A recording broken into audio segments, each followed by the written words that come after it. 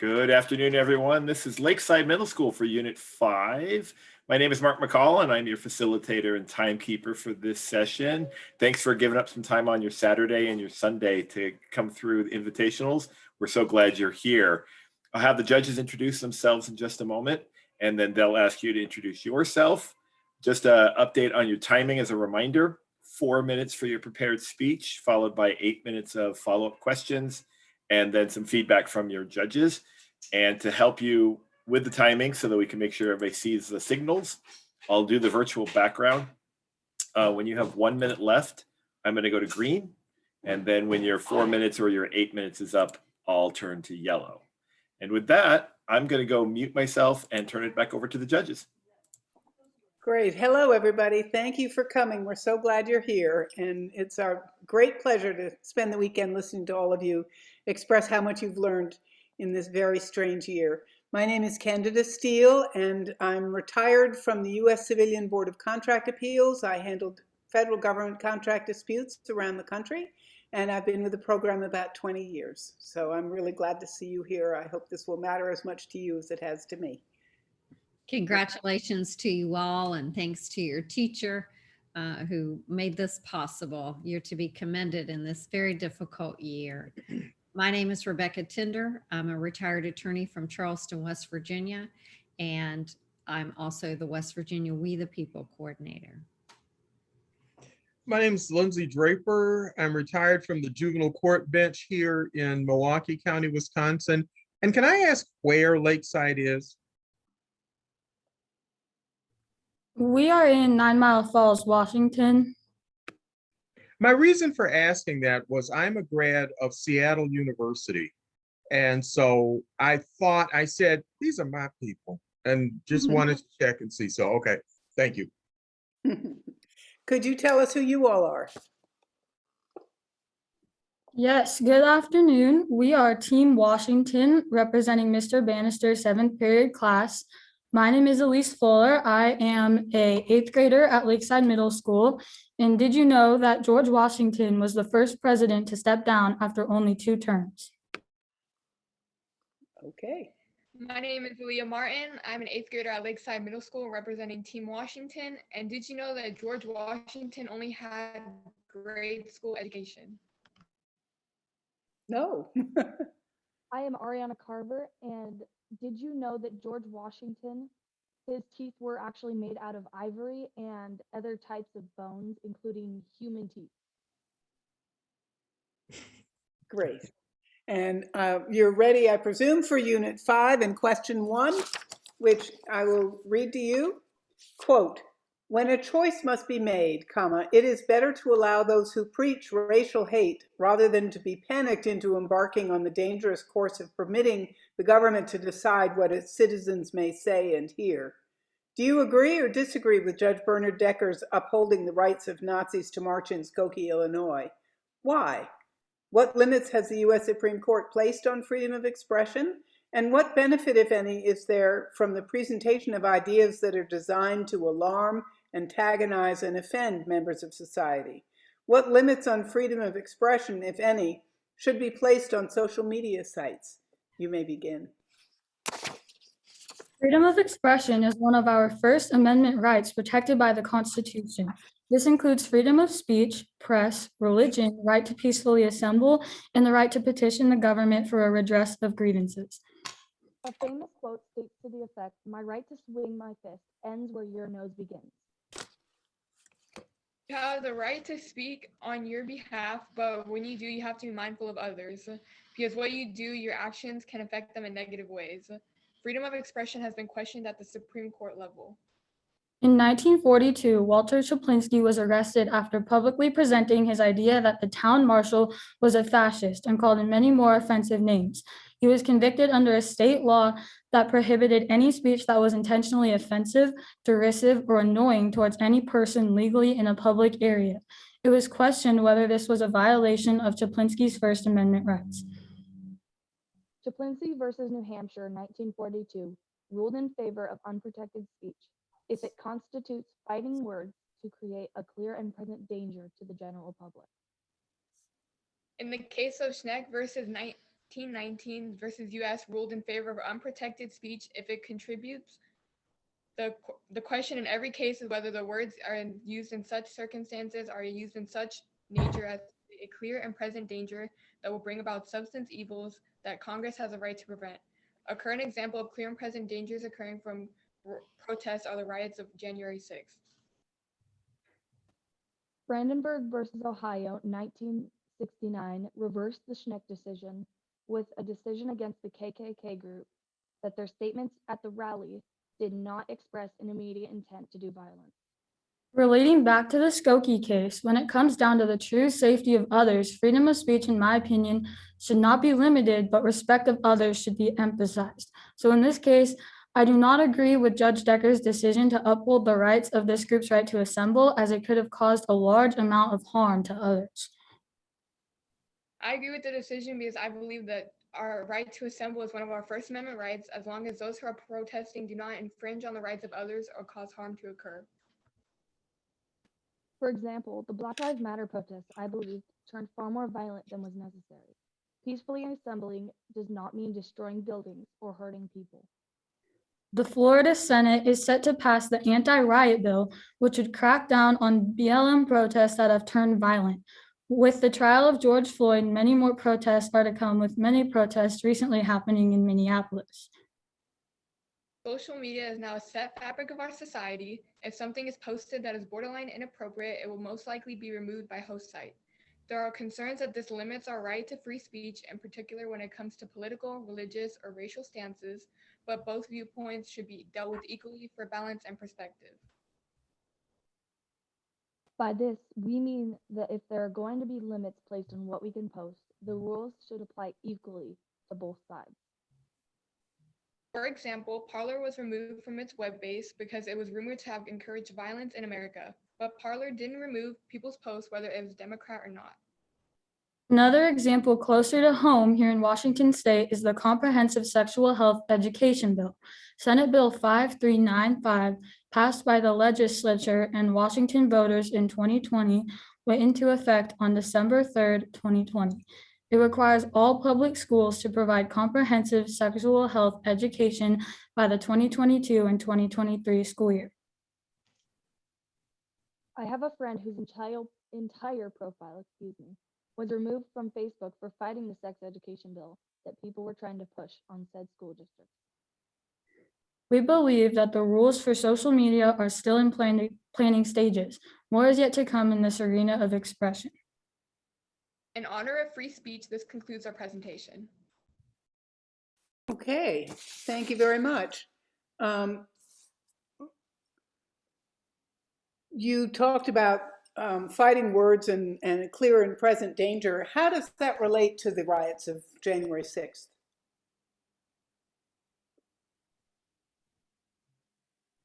I think that the way that the media presented it and the way that it was videographed online showed a lot of people were scared, and people used it as a way to think, you know, there's a lot of danger, and it showed the reality of what was going on. I think that it was seen as something a lot bigger than what has ever happened before, stating that it's the first time the Capitol was ever rioted. Okay. Anyone else? You mentioned that both viewpoints should be expressed in your prepared remarks. I heard that statement.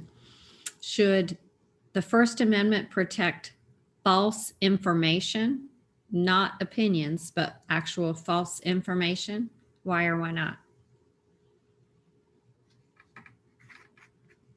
I believe that if you are saying something, you should say it knowing that it is true, and so that other people cannot be misled by what you are saying, because that can cause a lot of harm and stuff to happen in situations.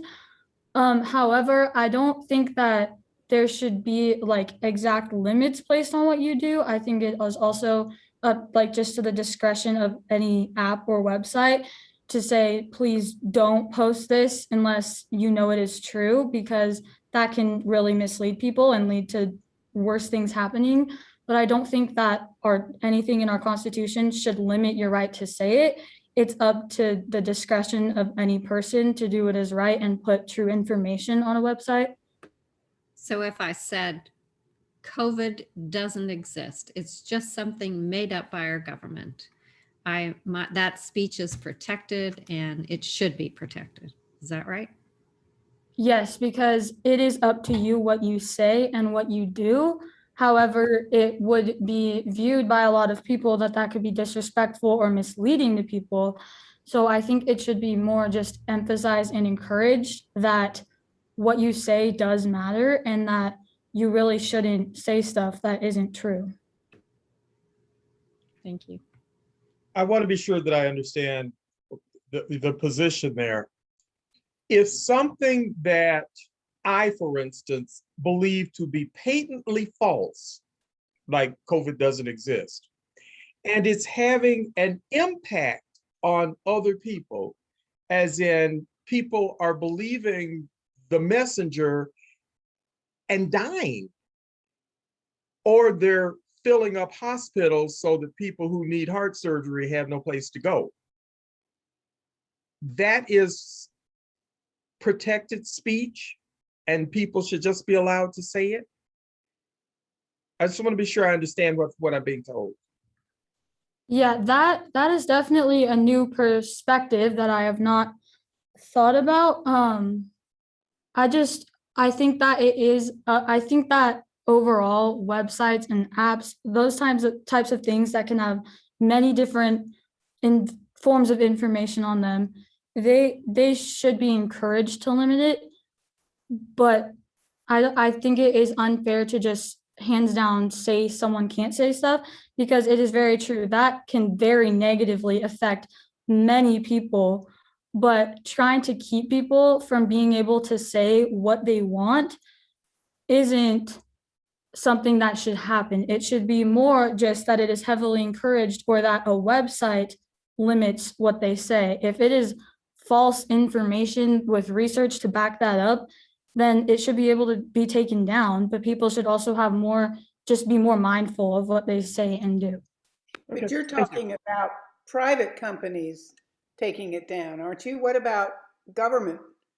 Should governments be able to say no? Could the CDC say, no, you're wrong, you're not allowed to make those statements, because what's going to happen is that half the population of something or other is going to end up in the hospital? Do you think the government has the right to say something? I suppose with something on that scale, they should be able to say something. I definitely have to think that through more. Okay, that's a good answer. Does freedom of expression contribute to good government? Explain your answer.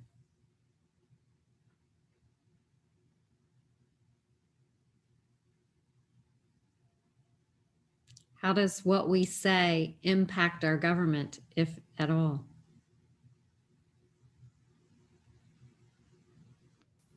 I think that what we say can throw negative opinions onto the government and make it seem like they have less power, or give negative connotation to what is supposed to be kind of holding our country together and directing it.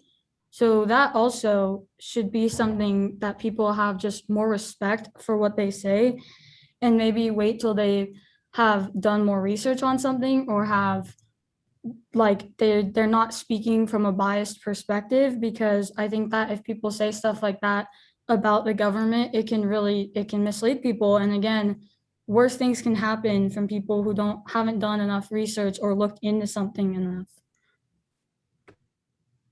I agree with her. I think if we're talking from a government standpoint, the reason we have freedom of expression is because that's what works in America. People have the right to be able to say whatever they want. And I think that in terms of the government being able to take down things or to limit that, I don't think that they should be allowed to. I think it does contribute to having a good government if everyone is allowed to speak how they wish and wear what they want, believe what they want, and have no limits on it. How does it contribute to good government?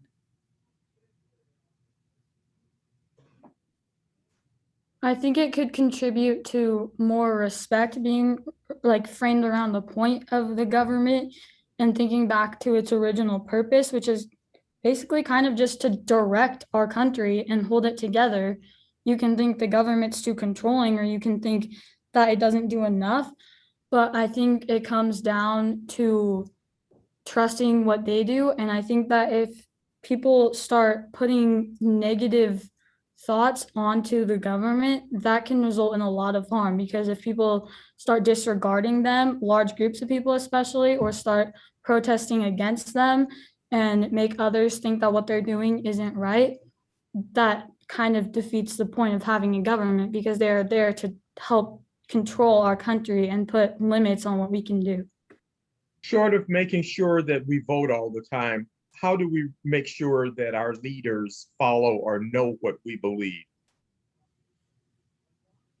How do they know? How do we let our leaders know what we want? I think that nowadays with social media and people being able to post what they believe is a huge contributor, as many of our higher up politicians have social media and interact with people. And I think that even them being able to go to different states and, interview with people who believe in them and being able to see what they want is a great way for them to know what we believe and why we are choosing them. Okay.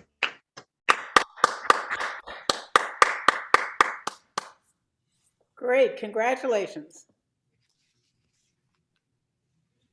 So I'll go ahead and start. I think you did a lovely job. I appreciated very much your thoughts in talking about the January 6th issues, and I should have asked more about Jablinski versus New Hampshire. It would have been nice to hear more about what that case had to say. You understood well about fighting words and clear and present danger, and I hope, I'm sure everybody else will have some other comments that they can make about the content, but I also want to address what you all think about this experience, and I hope you've had a good time looking into these areas and finding out what your government does for you and what you can do for your government, because we're hoping that you will participate a great deal in the future and vote every chance you get and read the paper and know what's going on in the world. And I hope you'll share that information with your friends and colleagues. And perhaps you might even think down the road, maybe you want to be a nurse or a teacher or a doctor. And but if you're at all interested in, if this has interested you in political science, we need good people in the government, either lawyers and judges or state, local, and federal representatives. And if you manage to do that, I'll feel a whole lot better when I'm sitting in my rocking chair in my old age, to know that you all have carried forward for us. So thank you. That was a lovely job. I'm glad you've had a chance to learn something about your government. Thank you. Congratulations to you all, and particularly to your teacher to do this in these trying times. You're definitely to be commended. I appreciated your 4-minute prepared remarks where you had differing views about the Skokie example that you were asked to comment on, and that really goes to show that you have considered this stuff. I think that's very important for us to do, to listen to the other side and then draw our own conclusions. And you were able to do that in your 4 minutes. You also brought in more current examples with Black Lives Matter and your local sex health education bill. So I can see that you are looking at broad resources, and I think that's to be commended as well. And then when we started asking you a lot of questions, your theme came through, I think. And that theme was that the bottom line was to err on the side of free speech. And that's what I was hearing in your responses. And I think that too is a valid point. When you're trying to decide where to draw that line, that's where you've drawn it. And I think that can be supported by cases as well. Well done. Thank you so much. So one of the things that I was sitting here, and I guess my favorite word today would be mulling. One of the things I was mulling as I listened to you was your comment that the rules for social media are still evolving. That it's true that there are some things happening, but sometimes the stuff that they're doing hasn't been needed before. And so we're still working out, how do we, I don't know, address a president who's obviously going to have a big platform? It's the president. And yet, do we say, but Mr. President, you know that's not true. How do we address that? And you did an excellent job of raising concerns and raising questions. I want to be sure you know how much, I don't know, I don't want to use say hit a home run with me, but you scored. I mean, that was really good. I appreciated that. The other thing that you did while you were talking, and I've got down here that the Black Lives Matter marches were far more violent than necessary, or the protests turned out. I've got that down here a couple of times. And what I started thinking about were the people who publicly talk about what happened January 6th at the Capitol. One of the people I'm referring to is a senator from Wisconsin who will talk about not understanding what upset so many people, that it wasn't all that bad, you know. And I was thinking, you know, what people see, who the media source is, what gets covered says a lot, because of the marches that I think took place across the country, and just about every major city in this country had marches going on. And we tend to think of the few that had acts of violence. Well, of course we do, because that's what got covered in the news. That the fact that, you know, thousands of people may have marched down the street, protested police brutality, or talked about lives mattering, and all they did was protest. Well, that's not news. It's not news if an airplane lands safely. And so as I listened, I was thinking, okay, you're getting examples of it. And I went through all of that to tell you all how much you all have made me sit here and think. And that's just a really good thing. I enjoyed it very much. And again, when Teacher Appreciation Week comes next week, be sure Mr. Bannister knows how much you appreciate what he's done and what the other teachers have done, because I appreciate what you all did here today. Thank you.